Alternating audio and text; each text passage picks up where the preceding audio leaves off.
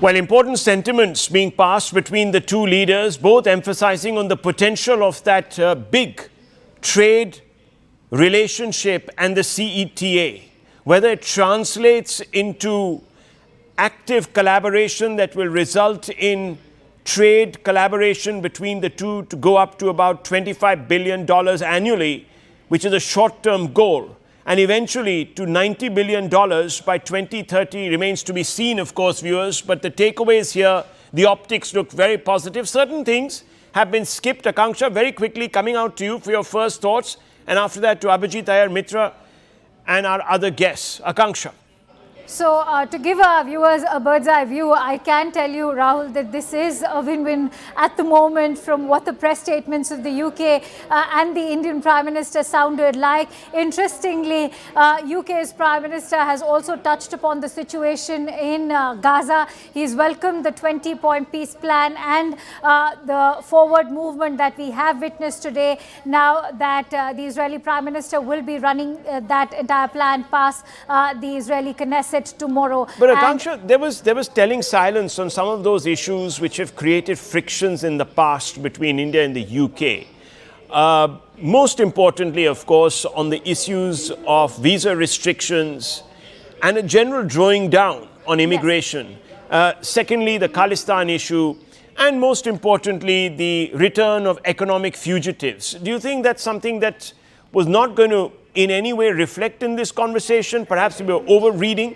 That's an interesting question, because Rahul, remember, initially there were restricted level conversations or talks. There's a reason why they are restricted, because these conversations are usually carried out then. And as the British Prime Minister, Sir Keir Starmer, had already indicated that he will be taking this up with the Indian side as far as Johal's release is concerned. He's also answerable to the hardline Sikh groups or the Khalistanis. Remember, he's been incarcerated in India. India has enough evidence to say that he was involved in terror activities. He has been, in fact, absolved in only 1 out of the 9 cases that he has been incarcerated for. So we can expect the Indian side also to flag our own set of concerns when it comes to the hardline Khalistan issues. Remember when the External Affairs Minister had made a visit to UK some months ago, he was, in fact, his entire car had been attacked by Khalistani protesters over there. So there's a reason why you have the presence of NSA Ajit Doval over there during this key bilateral meeting. But Prime Minister Starmer has played this very strategically. He's in fact focused or chosen to focus on the defense cooperation, on the security cooperation. He's talked about the striker carrier groups. Right. And the exercises that have taken place in Arabian Sea today. So let me open this conversation out to Sanjay Suri. Sanjay Suri, what do you make of the exchange of, some people would say, platitudes. Others would say, no, this is a definitive investment in ensuring that the relationship now shakes off the shadow of the past 5 years. Well, Rahul, we are short of definitive investment. By way of the definite, the most specific outcome has been the deal for the Scotch Whisky Association. That has been the big ticket issue for Britain. Remember, the former Prime Minister Boris Johnson went on about this and only about this on and on every single Indo-British occasion. That is a very specific outcome.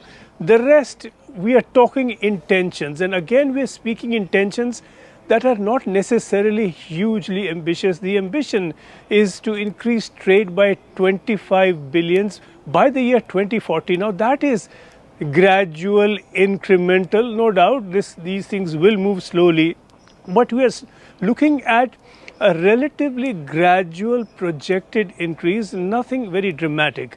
Again, by way of specifics, we have news that more Indian companies will go and invest in Britain. Now, whether that is something to be celebrated unambiguously in India is a question. At the moment, you have almost 1,200 Indian companies set up in Britain. Their turnover is about £72 billion a year. the new proposals are for another 64 companies to go in and add another few billion pounds a year in turnover. This is again to Britain's advantage. For India, what we have is a removal of tariffs on footwear, apparel, but there's no queue forming up in Britain for slightly discounted apparel from India.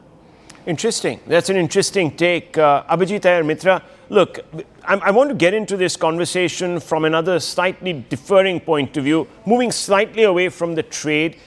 It is, of course, a part of that conversation too, because when you look at immigration, Indian immigrants who go to the United Kingdom do fantastically well, add to British productivity in leaps and bounds. 65,000 companies are owned by British Indians and British emigres to the UK, yet important visa-related conversations are not happening. I think you're on mute. Yes. Sorry. So, that conversation, we need to be very clear about the segmentation of that immigration. Hindu immigrants tend to do extremely well in the UK. There is a whole bunch of other immigrants going from India and the neighborhood who tend to have the highest jail population in the UK. So, there's two facets of that immigration.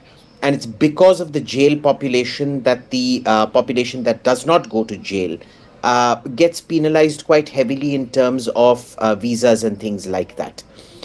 There's nothing you can do about it. You know how the Khalistani crime syndicate operates on the basis of, alluring people with their ability to get visas through.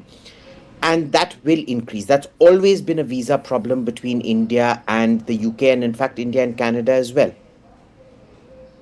Let me bring in Marco Forgione. Marco, how do you see this conversation that has taken place? And of course, the CEO forum will be upon us very soon. But your initial thoughts? I think I really was pleased to hear the statements both by Prime Minister Modi and Prime Minister Starmer. It's clear that there's more than just the detail of the current really positive announcements of investments in both nations. And the much closer diplomatic relationship, the much closer defense relationship. And with all of these sorts of arrangements and deals, the reality is they're like a stone rolling down a hill.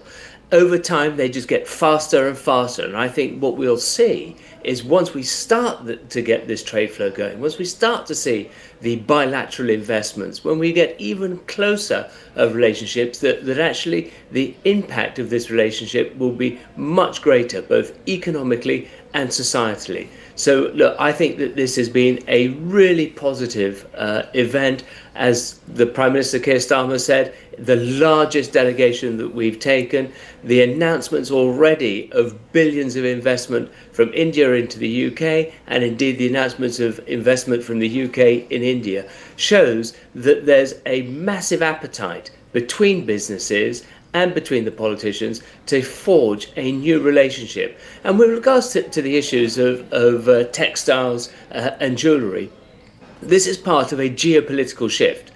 The UK in particular and others are looking to diversify their supply chains. They're looking to create more resilient sourcing of products and commodities. And this relationship between the UK and India as part of the development of a new vernacular, a new system, a new process of global trade, which is why I'm confident that the stone that's just started rolling down the hill is going to grow even faster. That's interesting. Marco Forgione, do you believe that the relationship can maintain this momentum if issues like the hyphenation between Pakistan and India in the UK imagination remain on the table? I know I'm sort of pulling you a little away from your remit, but it'd be interesting to get a view from the UK on that. Number two, on this elephant in the room, which is the visa policy, which has obviously been tightened a bit and is going to inhibit, let's be very frank about it, the exchange of goods, materials, ideas, people, etc. between two countries. Look, it's clear that there are internal political and diplomatic issues on both sides here that are at play. And I think it's up to the diplomats to intensify those conversations. But if we're looking at particularly the flow of talent, the commitment to establish a joint centres of excellence around things like the green energy transformation, around defence development, it's clear that there's an ambition over time for there to be a much greater flow of talent between our nations and expertise between our nations. And as the Chartered Institute of Export and International Trade, we've been banging the drum to allow much greater freedom of professional movement between nations, because we think it's good for the economies and it's good for society. So the progress that's being made, I think, is positive, but you're not going to go from where we are to the sunlit uplands in one step. It's going to be iterative and take time. And the agreement to remove national insurance payments on Indian professionals working in the UK, I think, is indicative of a real commitment to share knowledge and expertise and create a stronger flow of talent between our nations. Okay, Sanjay Suri, where do you come in on that? What is India's main takeaway? We've got the NSA on the table. Of course, Piyush Goyal is there, who was one of those interlocutors for that trade deal. So let's just park that aside. But NSA there at the table, we know why he's there. Can this issue remain unaddressed of Khalistanis and other POK supporters, this, that, the other? You know what I'm talking about. It cannot remain unaddressed, and to be sure, it did not remain unaddressed. As we saw, Ajit Doval was there for a reason.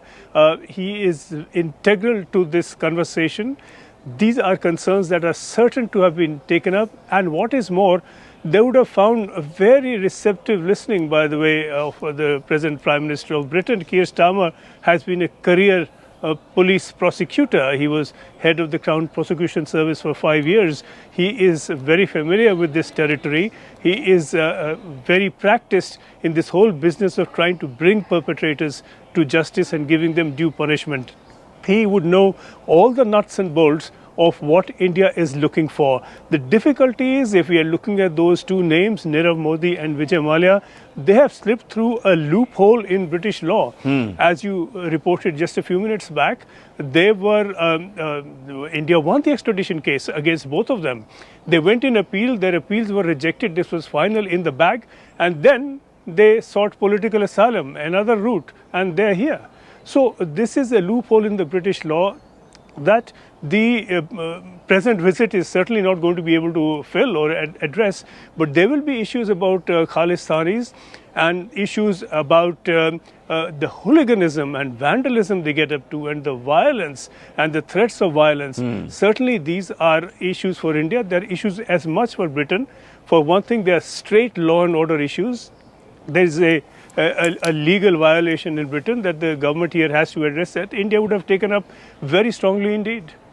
Well, thanks indeed, gentlemen, for this comprehensive perspective. And Akansha, thank you very much for joining in. We're going to take a very short break. We're awaiting the joint statement between the two countries. We'll have to read between the fine lines and the print there to detect what exactly has transpired, what the main takeaways are, what are the gives, and what has been left out.